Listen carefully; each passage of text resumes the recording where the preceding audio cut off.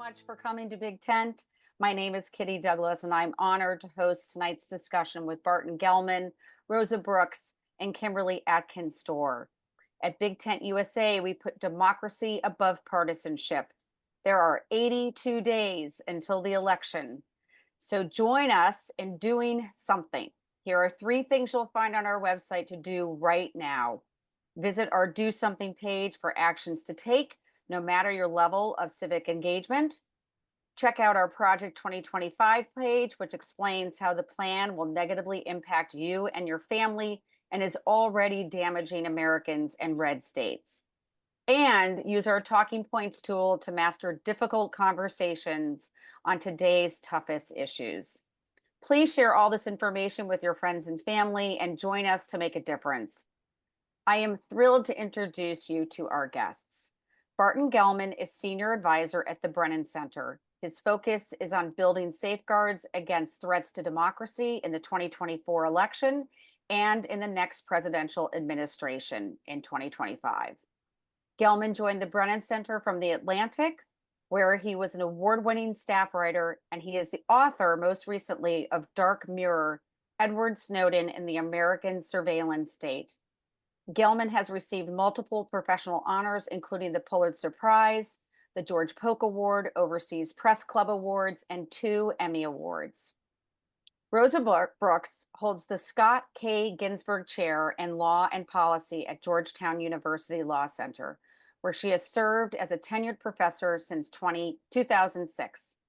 She also serves as Georgetown Law's Associate Dean for Centers and Institutes and as co-director of Georgetown Center on Innovations in Public Safety.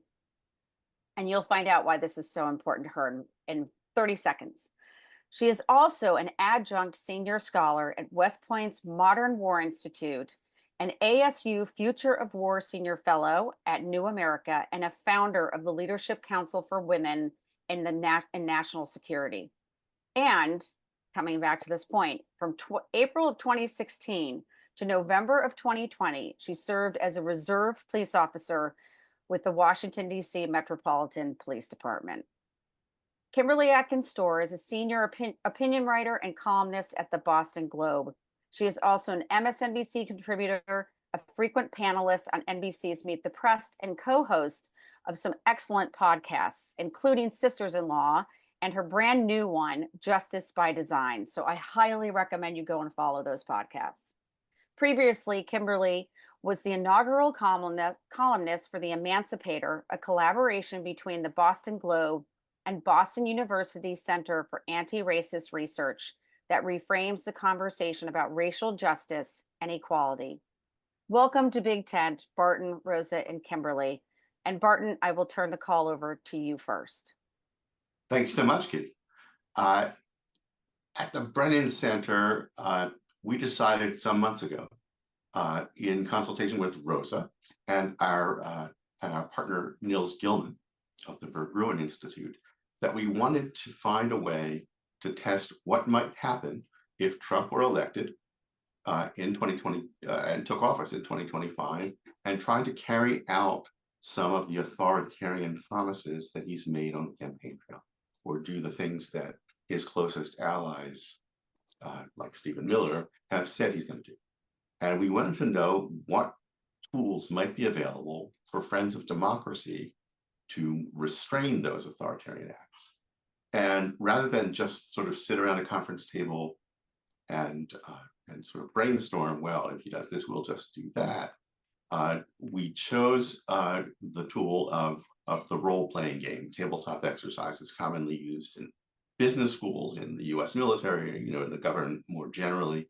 You have role players playing each of the sort of significant power centers, and they act, they react, and crucially, they react to the reaction of the other side, and the game iterates, so you see what might happen after each side, sort of does its best or its worst, however you want to think about it, to make things happen. So we did 5 of these tabletop exercises. There were 175 players in all. They were truly bipartisan. There were lots of Republicans and Democrats and independents. There were former Trump administration officials. There were former Bush 1 and Bush 2 and Obama and Biden administration officials. We had people at the cabinet level, former governors, former members of Congress, 3- and 4-star generals, heads of NGOs, representatives of media, faith groups, and so on. It was a big group. And we did 2 of them by Zoom, and those were unrestricted play. We called them Everything Everywhere All at Once. The red president representing Trump and his declared priorities was free to do as many things all at the same time as he wanted to. And the last 3 games were in person around a gigantic conference table in Alexandria. And those focused on specific policy areas. The one was the abuse of executive power to punish enemies of the president using the Justice Department's criminal and civil and antitrust tools, using the Internal Revenue Service, using other regulatory powers. The second one was focused on a mass expulsion of migrants and the deployment of federal law enforcement resources in unusual ways in the states. And the third was focused on the use of military forces domestically, either under the Insurrection Act, which Trump has talked about invoking on day 1, or by federalizing the National Guard. And in each of these games, we played out what might happen. The blue team, and by the way, red and blue don't represent political parties, and this was truly a nonpartisan exercise. Red and blue were the conventional colors used in these kind of tabletop exercises in the government and in business schools. The blue represented essentially pro-democracy forces, and there were a team that was not red or blue, but represented, for example, the judiciary, the media. There was a pollster, and so on. I'm just going to quickly summarize a few top takeaways and leave most of it for the conversation. We found that Trump's declared authoritarian agenda is an urgent threat to constitutional government, and that it won't be easily stopped. And crucially, that Friends of Democracy can and should do more now than they're already doing to prepare. We think that effective restraints on an authoritarian president will require a rare degree of unity inside the pro-democracy coalition, which requires people temporarily to set aside other important differences in pursuit of the common defense. We think that the anti-authoritarian cause needs a lot more funding than it has right now, though a lot of the players in the debriefs afterwards said they just didn't feel as though the resources were adequate to the task. And by the way, we think all of this remains highly relevant no matter who wins the election in November, because authoritarian impulses and a very strong authoritarian sort of strain in our politics is going to be with us for a long time to come. It is not one person or one candidate. A couple of other big takeaways. Governors and other state officials, like state attorneys general, and like mayors and sheriffs and legislators, have a lot more power than they may know to defend against federal abuses. And they need to be researching the boundaries of their authority vis-a-vis the federal government. We found that even former governors in our games were not sure whether they could do this or that, or what if the federal government did this? Well, I don't know. Actually, that's never happened before. Well, it might happen. So they need to do some thinking about it. We think public opinion mobilized by an effective communication strategy will be one of the most important restraints on an authoritarian president. Trump does care about his polls, and Friends of Democracy are going to have a very powerful, effective, and unified communications plan for that. We're going to need to get ready to defend ourselves and each other from from a sort of weaponized federal government. We need lots of volunteer lawyers and accountants and cybersecurity experts and physical security experts to be ready to come to the aid of universities or politicians or civil servants, NGOs, journalists who are targeted by an authoritarian president. And one last thing I'll mention is something that Rosa has emphasized a number of times. It's to try to inoculate against the natural human instinct to cave under pressure. Because people don't really want to stick their heads up when the time comes. But if you get pre-commitments, if you get people to say, if this specific thing happens, I'm going to do that in protest or as an effort to try to constrain it. And then you remind that person that they're not alone, that there are lots of people who have made those kind of commitments. And now the time has come, they can take courage from their previous convictions and do what they said they would. There's lots more to talk about, but I'm not going to pass it now to Kim for a conversation. Yes, thank you so much, Bart, for that. And Rosa, I want to turn to you, and before we get into more of the specifics about the exercises, one thing that I thought was interesting was the conclusion is when these anti-democratic attempts are made in our government, it's probably not going to look like a lot of people fear. There won't be violence in the streets. There won't be, military immediately dispatched into U.S. cities. It might look just like life is normal. Talk a little bit more about that and what perils that in itself may pose if there is an attack on our democracy.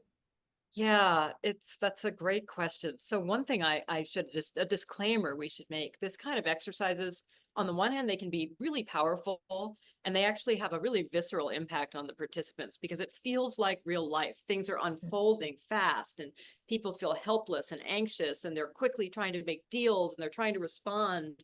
And often they discover in these simulations that they don't have the tools that maybe they thought they would have, or they're not effective.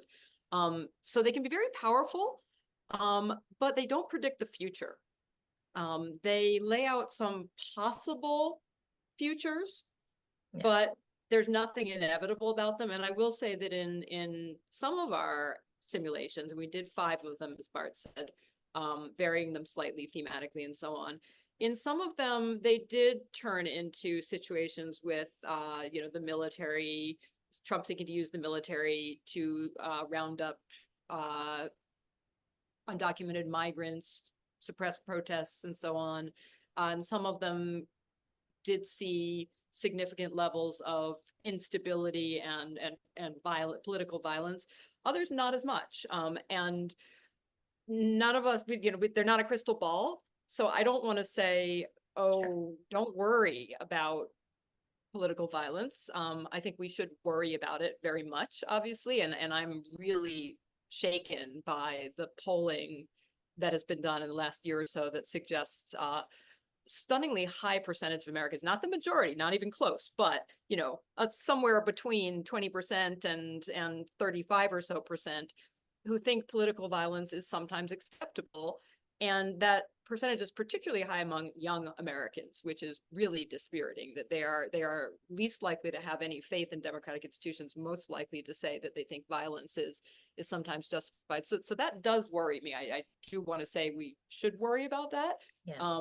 But that being said, yes, in some ways, I actually think if I had to take a guess, not having my crystal ball, right. I think more likely is a kind of quiet, slow, almost invisible slide into authoritarianism, where if an authoritarian Trump administration is smart, and they may very well be very smart, they don't do a shock and awe. They don't send the troops into the street and everybody, there's huge blowback around the world, not just in the United States, but around the world. Instead, they decide, well, let's just make examples of some key people and organizations. We're going to be auditing the ACLU and Planned Parenthood and every other organization that's ever annoyed us. And you, Kim, are going to be audited too. And maybe we're going to investigate everybody for possible criminal tax code violations. just to go hunting. And as Kitty said, I served as a reserve police officer. My analogy here is that we all know if a police officer follows you around in their car long enough, they will find you doing something wrong, sufficient to legally justify pulling you over, because the traffic code is so complex and nobody can abide by all the traffic rules all the time, which means that there is a lot of room for abuse and arbitrariness. And the same is true with things like the tax code. You know, look hard at anybody or any organization, you'll find something. So the ability to sort of target and harass people selectively and organizations selectively is quite significant. You start investigating journalists for leak investigations, having classified materials in their possession. You start investigating people like Liz Cheney and Mark Milley, the former chair of the Joint Chiefs of Staff, for the same things. And everybody else looks around and goes, oh, uh-oh, I better keep quiet. I better keep my head down, or that will be me next. And then journalists stop asking questions. The ACLU stops doing things that are going to annoy the Trump administration. Local election officials think, well, I better not make anybody mad. Maybe I'll step down, or maybe I'll just do what they say, whatever, whoever they is. You know, if people are being doxxed and threatened and so forth. And then for most Americans, it's invisible, right? Because most people are not having this happen to them. But the would-be dissidents are going, uh-oh. And you stifle dissent very, very rapidly. And that in some ways to me is the most frightening, because I don't think you get the massive public blowback that you get if there is some big visible thing. And yet you wake up one day, 2 years later, 10 years later, whatever it is, and you go, oh, we're living in a different country. You know, we're now living in a country that looks a lot more like the USSR or Putin's Russia today than the country that we want to live in. Yeah. So Bart, I want to talk about the guardrails that are in place and which ones held up to these types of efforts and which ones showed more vulnerability. But first, I sort of want to give an overview of what guardrails there are, right?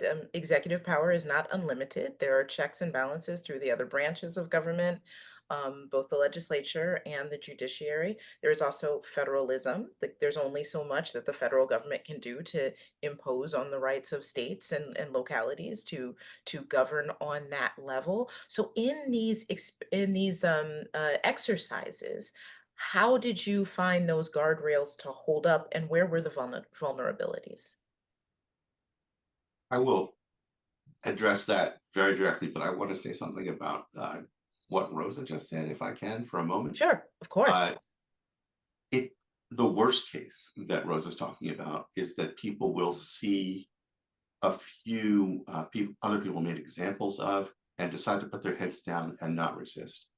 But it's going to be a crucial objective of Friends of Democracy, as I know Rosa agrees, to get everyone to understand that that this affects all of us, that we're together, that we represent democracy, not an authoritarian, and to resist. And you know, I have friends who say, well, they'll move out of the country if Trump's elected.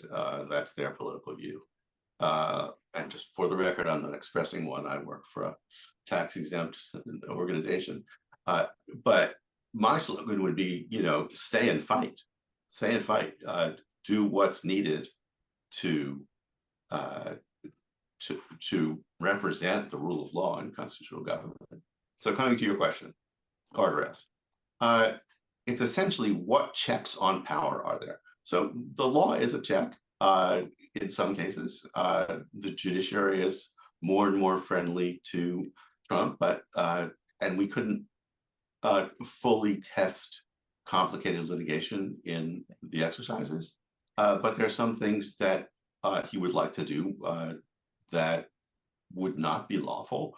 And in his first administration, there were numerous times when courts enjoined his administration from doing something, and he stopped doing it. The harder question might come if he decides to disobey a court ruling. He's never done that flagrantly. And I think Friends of Democracy need to think hard about how they could support the rule of law if you had a president who said to the courts, you're not the boss of me. but the law and procedure can also restrain Trump inside the executive branch, no matter how many people he tries to replace. I mean, under this Schedule F proposal, Trump's allies want to lop off, sort of tens of thousands of civil servants and appoint only loyalists in their place. First of all, I don't think they are likely to succeed in their most ambitious version of that. It's hard to believe that they can find tens of thousands of people who are both blindly loyal to Trump and also competent in the technical things that they need to understand to do those jobs. So if you take away all the people who have any institutional memory, the government will kind of grind to a halt. And then think also about the big positions. We can assume that the Senate will be closely divided, whether it's Democratic or Republican. If Trump tries to nominate real extremists or someone who's been indicted, like John Eastman, to be Attorney General, I don't think even a narrowly Republican Senate is going to confirm him. Trump likes to get around that with acting appointments, but under the law, an acting cabinet officer, I'm going to get a little technical here for a second, has to be either already sitting in a Senate confirmed position somewhere in the government, which means that person was serving in a Senate confirmed position under Biden, or has to be, I think it's a GS 15 or higher in the same department. Yes, 13. 13. And that means that person has grown up in and is acculturated in the norms of the department. I think any of those kinds of people are likely to have some red lines that they won't cross. And so they will be an obstacle to authoritarian action. Congressional hearings, congressional control of the purse, crucially, state power, gubernatorial actions, and governors and state legislators can pass laws that give more protection to immigrants, for example, or they can pass anti-doxing legislation. They can pass laws to prevent unlawful seizure of voting equipment. They can restore rights or regulatory regimes that are switched off by the federal government in their states. They can bring Trump administration officials who cross legal lines before professional ethical bodies, disbar them, that kind of thing. I mean, there are lots of restraints available. In no case, however, was the blue team in our games able to fully stop Trump from doing something authoritarian that he was set upon doing. So we have more work to do, and we have to expect to be fighting a kind of rearguard battle if he comes in and tries to do the autocratic things he's promised. Rosa, we've already gotten a question that was one I wanted to ask anyway. When it comes to the courts, I know you couldn't run through every legal challenge that was possible in these exercises.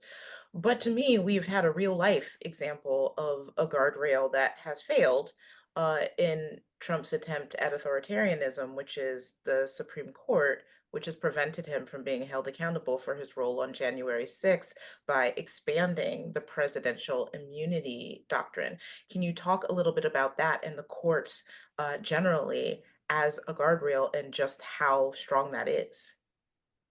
Yeah, it's makes me sad. I'm a law professor. I know you're a lawyer as well.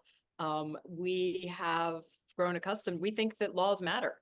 And obviously you don't have to be a lawyer to believe that laws matter, but we have dedicated our careers, our professional lives to the belief that laws matter, the rule of law matters, courts matter.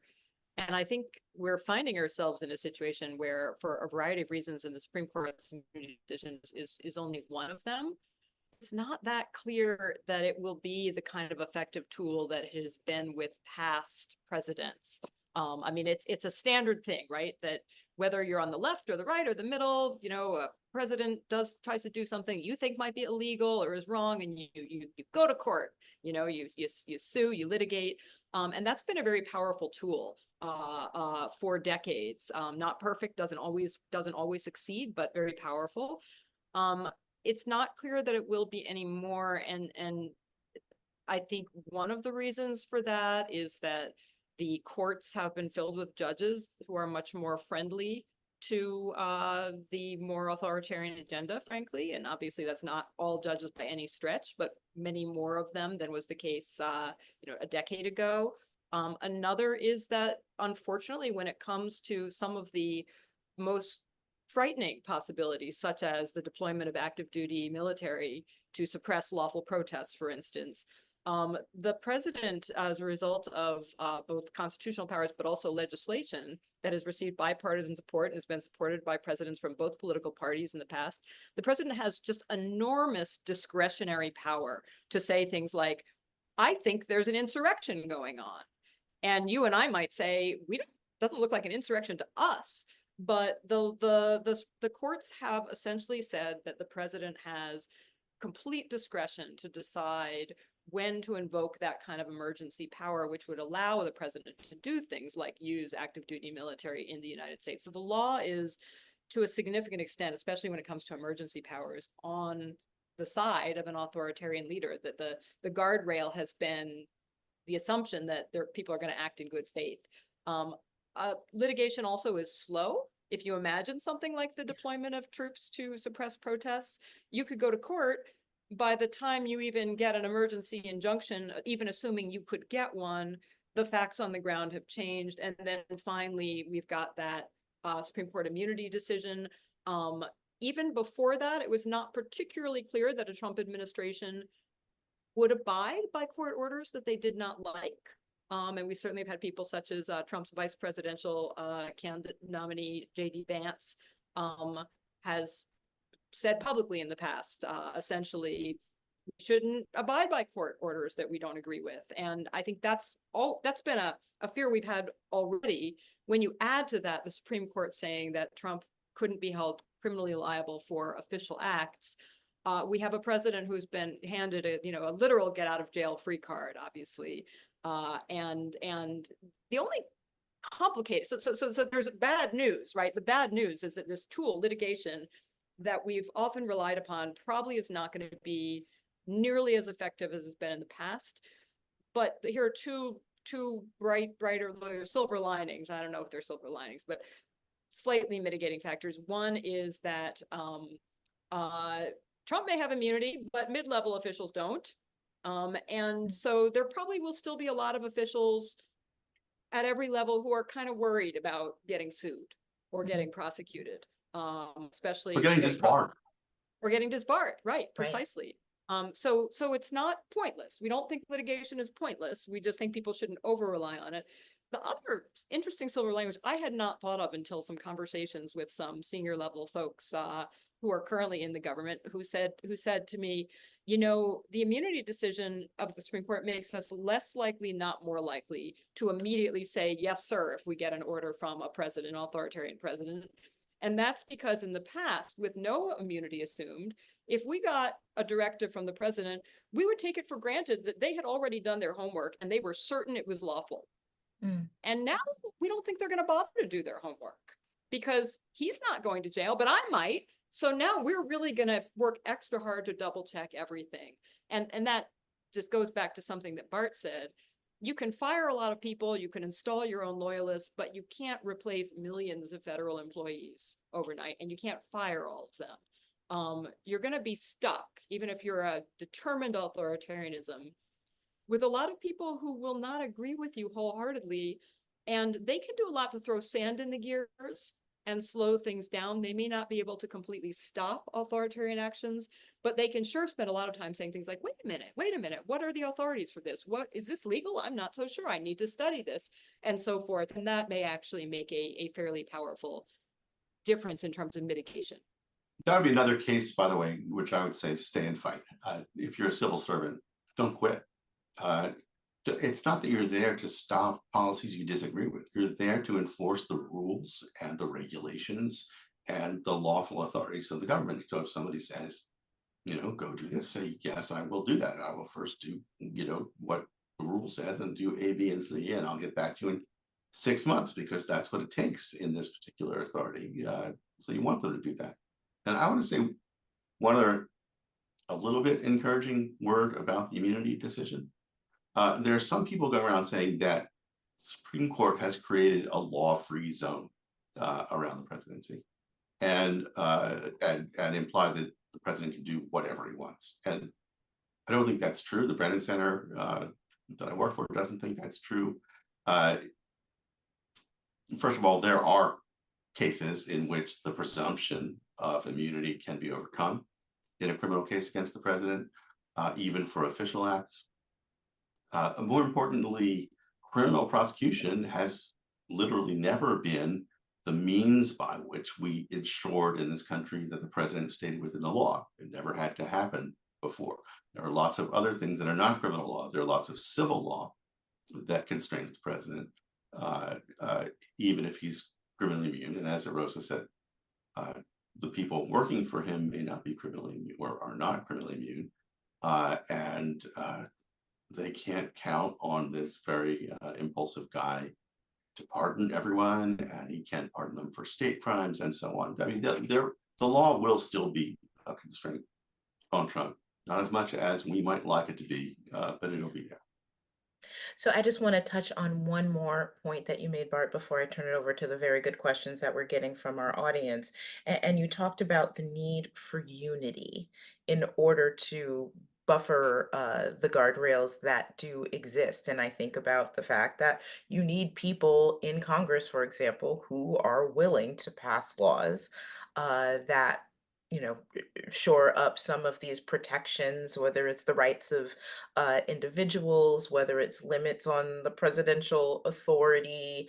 And we've seen precious little of that. I mean, we saw the Electoral Reform Act, which was passed after January 6th, but not much more beyond that coming from the legislature, which would be a lot. This job would be it would be the job of the legislature to do a lot of these things. Just quickly from both of you, what might that unity look like? I mean, do we have any signs from these exercises as what it would take to achieve that kind of unity?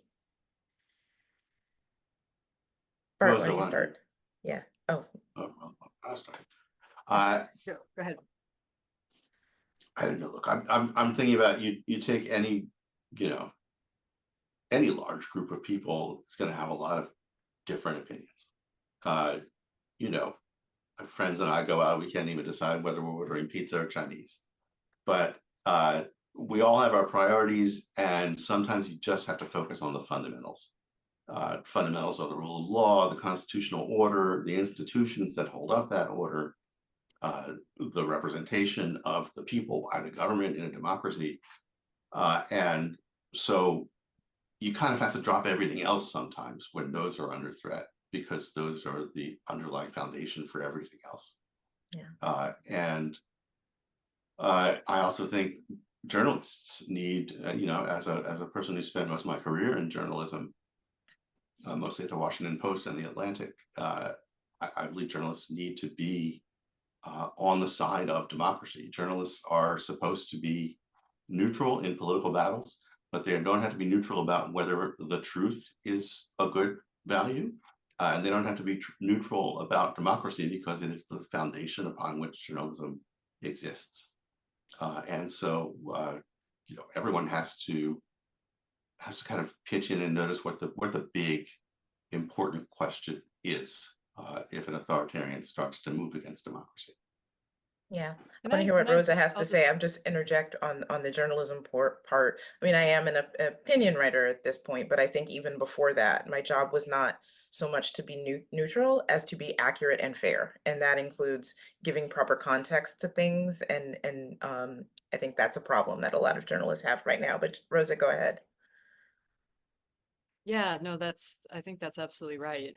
And the only things I was going to add, we were chatting before the audience joined us, and someone in our pre-show chat said, well, I feel a lot more optimistic now than I felt a month ago.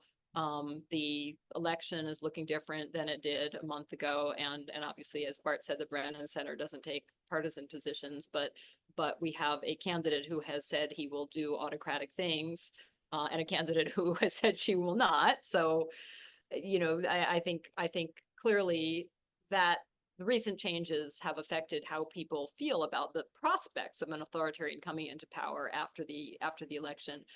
In some ways, I worry more about complacency. I mean, I also feel more positive about the likelihood that we will not have an authoritarian in the White House than I did a month ago. But I worry a great deal about people thinking, oh, good, now I don't need to worry about that anymore. I can just go do other things because it's all good. I think that when you're talking about, not to sound overly melodramatic, but when you're talking about the fate of democracy, which, however imperfect American democracy is, and it has always been imperfect, we sort of need it, right? When you're talking about something that critical, even if there was a 1% chance that we'd end up with an authoritarian in the White House, we need to be really worried, and we need to be preparing, and we need to be trying to do everything we can to ensure that we can stand up against that if it happens. And we're not at 99% likelihood that we don't have that. We're at 50-50. And so I think point number one is we cannot afford to think, oh, let's not fret too much about this. It's probably not going to happen. I hope it won't happen, but it could happen, and we need to be prepared. And that doesn't just mean thinking about getting out the vote and so forth. That also means thinking about, if worse comes to worse, what will we do? And one thing that Bart mentioned earlier, in our exercises, the pro-democracy actors really struggled. They had trouble coordinating. They had trouble agreeing upon actions, agreeing upon messaging or strategy. They were not prepared. They didn't have funding lined up. They didn't have the various things lined up that they realized a little belatedly in our games. Oops, we kind of needed to have this and we don't have it.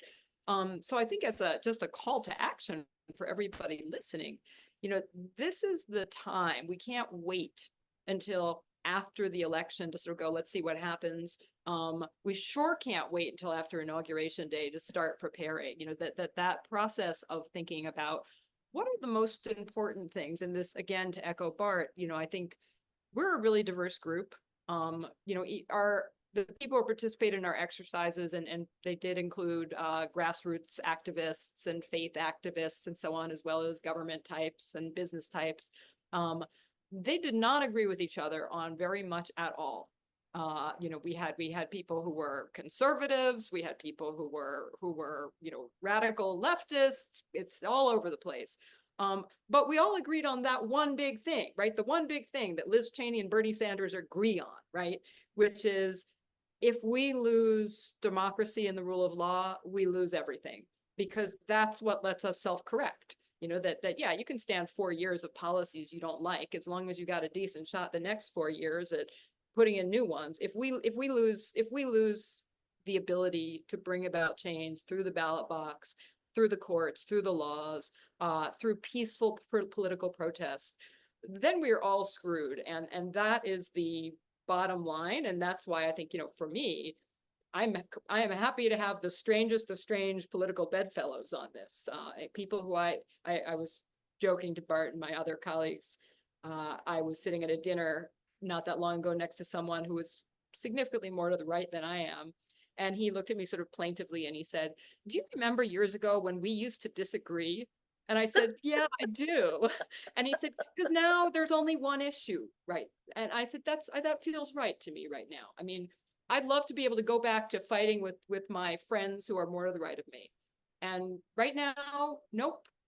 There's this one thing and we've all got to care about it. We've all got to be working together. Yeah, I feel the same way often. All right, so I want to get to some of our questions that we're getting, and I'll start, since we hit on that a little bit, about just how these exercises were done.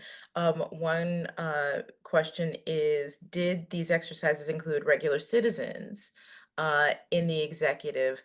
If not, why not? But we had we had in some games non-aligned players who were supposed to represent the public to try to guess where the public would Uh-oh, events in Bart the game. seems to have And He's in back. other cases, we had someone who was a professional pollster. But no, we didn't have people. We didn't have regular citizens. We wanted representatives in roles who have various forms of power and influence, who might be able to check abuses by the president. That was the game design. Okay. Another question asked, were there games where Republicans controlled both chambers? Rosa? Yes, we only in one of them. But we did, yes, in one of our simulations, we assumed the Republicans controlled both chambers. The reason that in the others we decided to have a split with a Democrats very narrowly controlling the House is that at the moment, for whatever it's worth, the polls seem to suggest that's the most likely outcome. Nature of these games, you can't test everything, so you're making some totally arbitrary decisions. I think it's worth noting that in the game in which the GOP controlled both houses, it was even more difficult for pro-democracy actors to push back against authoritarian actions, unsurprisingly. Yeah. Another question is, can you give the media a grade on how they are reporting on Project 2025?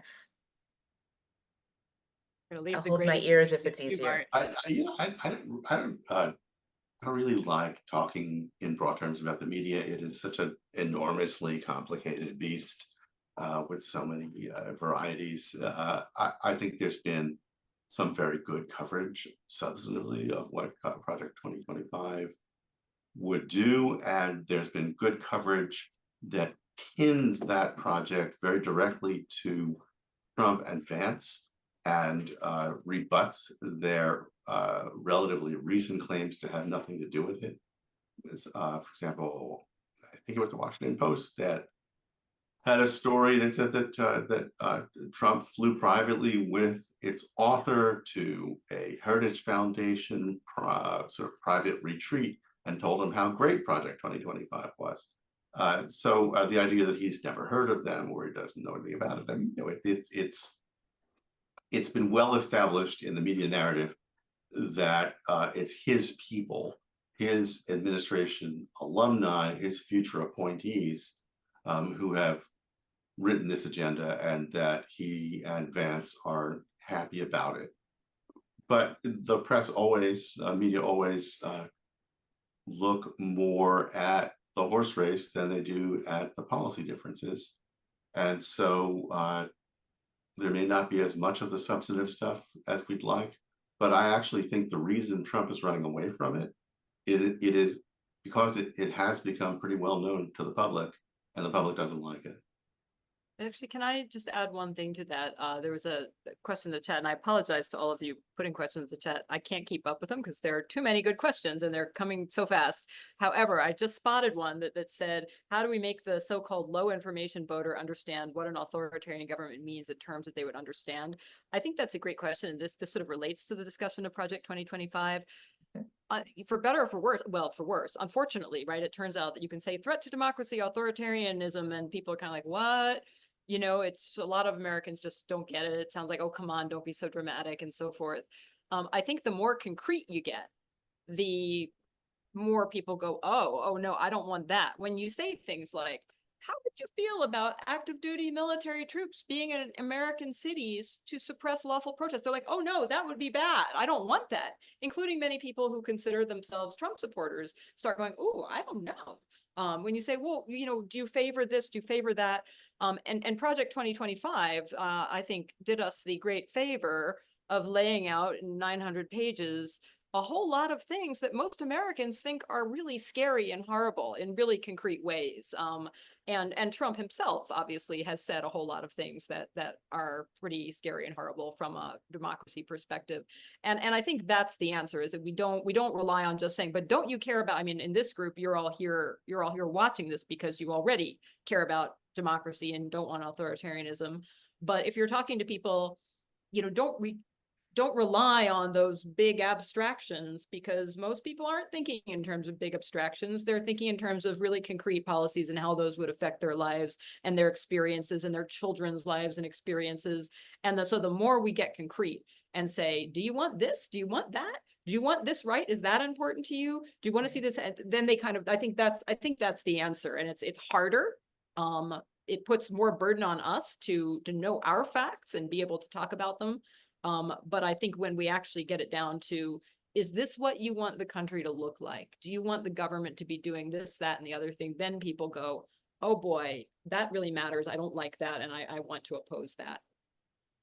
That's a good point. So we have another question about dismantling federal departments and agencies like the Department of Education.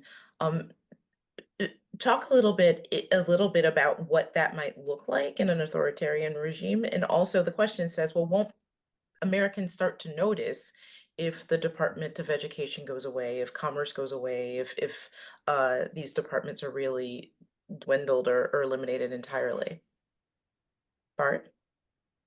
Well, Bart, you're there have smiling, so been candidates before who promised to abolish various departments, and it never seems to happen. And I think it's unlikely to happen. But people will notice if an authoritarian president replaces the professionals who know what they're doing in those departments, who fill important jobs, with political loyalists who don't. So, I mean, one of the answers about what authoritarianism is, nobody knows what Schedule F means, and that's the executive order that Trump issued was rescinded by Biden and wants to issue again that would enable him to politicize the civil service. But if you say, this means the president wants his loyalists to tell you what drugs are safe. This means the Trump wants his loyalists who knows nothing about the environment to decide whether the water is clean or the air is clean, or whether we need. There are a lot of things that people actually rely on the government for, more in red states than in blue states, and if you let them know concretely what those stakes are, they pay attention. This is a great question. What role did religion play in the exercises? Rosa? Yeah, so we had faith leaders in our exercises. We both had sort of far right evangelical role players, and we had more mainstream faith leaders, Catholic leaders, other Protestant leaders, as well as representatives of other faiths. And one of the interesting things that in one of the exercises they did, and some of them were repeat players, and I think they got more prepared as they went through, was they I mean, we joked about it, but they had nuns reading from the Constitution in public squares and things like that. And they were really focused on, we need to get people to not, well, I should take a step back and say one challenge that emerged in the exercises was that protests were easily manipulated, that they were the red team, the authoritarian team, would say, no matter how peaceful the protest was, would say it's violent, it's a riot. We saw in our simulations the use of things like artificial intelligence driven deep fakes, agent provocateurs who were there to throw rocks to try to start violence and so forth, so that then the authoritarian actors could say, oh, look, this isn't a peaceful protest. This is a riot. This is an insurrection. We need to ruthlessly stamp it out and drag everybody off. And that was a real challenge. And that, in fact, I think is something that a lot of the participants in the exercise really grappling with now. You know, how do you prevent another tool that has been useful in the past, which is peaceful, lawful protest, from being manipulated and framed in a way that then justifies a backlash. And the pollsters kept telling us, Americans don't like disorder. They really do not like it. If it looks like there's chaos in the streets, they will be very hostile to that. And one of the ways that the faith leaders responded to that was, it's really hard to say a nun reading the Constitution, you know, is a violent outside agitator, and they wanted people there, you know, in the game, and you know, full clerical garb. They wanted imams and rabbis and nuns and, you know, everybody there, making that point. We are peaceful, you know, and we believe in democracy, and that was a somewhat more effective tool to sort of say to people, if you are a believer, if you believe there are some moral rules here that stem from a higher power, we want you here with us, and you know, no one can say that this is some kind of violence or this is some kind of riot. You know, it speaks for itself. It was a little harder to manipulate it. All right, let's see if I can get one or two more questions in before the end. Can you talk about how authoritarianism is evident in some red states? Bart, I'll start with you. Well, you're seeing, for example, flagrant violations of the First Amendment in trying to tell people what they can read, what a library can stock, things like that. And those are eventually going to be overturned, I think. They're kind of wedge issues that are being used as sort of messaging bills to show how tough and moral certain politicians want people to believe they are. And, you know, in Texas, you had the governor sort of frankly disobey a court order that the federal government and not the state government had the authority to erect fences or not erect fences at the border. And the Biden administration, perhaps wisely, decided not to, you know, have a kind of physical confrontation over it. But the court said Texas could not put these lethal barriers in the middle of the river, and Texas kept them there. So you are seeing governors in several cases and legislators who want to sort of enact authoritarian laws or rules, and that's why I say no matter who wins the presidency in November, this anti-authoritarian work is going to have to go on. Yeah, Rosa. No, I think that's absolutely right. I think we're also seeing it in some of the attacks on universities and nonprofits from not just red states, but from more authoritarian members of Congress seeking to essentially harass and control tax-exempt organizations by the threat of investigations and so forth. And it has a powerful, you know, chilling effect. As we said before, most people aren't very brave. We just want to live our lives, and people tend to start knuckling under pretty fast. And I don't think that's going to go away. The sort of authoritarian strain in American culture and politics isn't going to vanish, which is one of the reasons that when we were launching this project and people would say things to us like, well, won't you feel silly if, you know, there's a president and there's no authoritarianism in the White House, you know, and won't you have wasted all your time doing this big elaborate thing? And our reaction was absolutely not. You know, number one, as I said earlier, we can't be complacent and assume that will happen.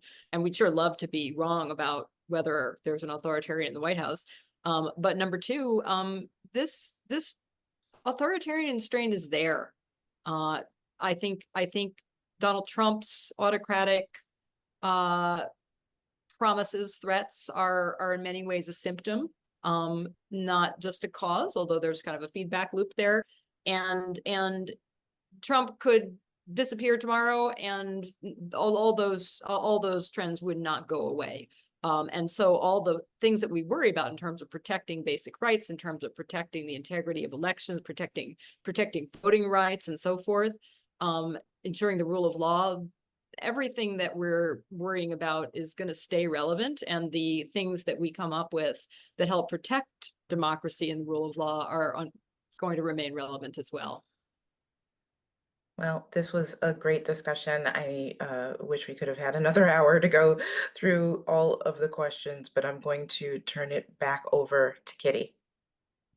Well, you guys have given us a lot to think about, and we really appreciate the all three of you and the Brennan Center for doing this really important work.